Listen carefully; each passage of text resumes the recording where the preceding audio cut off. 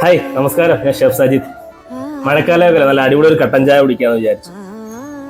നമ്മൾ എപ്പോഴും ചിന്തിച്ചിട്ടുണ്ടോ ഈ ചായയുടെ ഉറവിടം എവിടെ നിന്നാണെന്ന്, അല്ലെങ്കിൽ ഇത് എങ്ങനെ ഉണ്ടാക്കിയതെന്ന് എപ്പോഴും നമ്മൾ ചിന്തിച്ചിട്ടുണ്ടോ? എന്നാൽ ഈ ചായ വന്നത് ചൈനയിൽ നിന്നാണ്. പണ്ട് ചൈനീസ് ചക്രവർത്തി ഒരു മരത്തിന്റെ കീഴിലിരുന്ന് കുറച്ച് വെള്ളം തിളപ്പിച്ച് കുടിക്കുകയായിരുന്നു. അപ്പോൾ ഒരു ഇല ഇങ്ങനെ ജസ്റ്റ് പറന്നു വന്ന് ഇതിലേക്ക് വീണു. അപ്പോൾ ചൈനീസ് ചക്രവർത്തി നോക്കിയപ്പോൾ ഈ വെള്ളം പെട്ടെന്ന് അങ്ങ് ഡാർക്ക് കളറായി. അങ്ങനെയാണ് ചായയുടെ ഒരു ഉത്ഭവം വന്നത്. ചൈനയിൽ ഇപ്പോഴും ഇതിനെ ചാ എന്നാണ് വിളിക്കുന്നത്.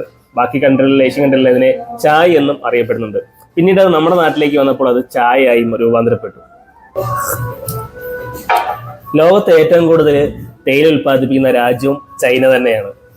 അതുപോലെ തന്നെ ലോകത്തിലെ നല്ല 3 ടീ ബ്രാൻഡുകളാണ് ജർമ്മനിയിൽ നിന്നും ഡൊണാഫീൽഡും, ഇംഗ്ലണ്ടിൽ നിന്നും ട്വിന്നിങ്സും, ശ്രീലങ്കയിൽ നിന്നും ഡിൽമയും.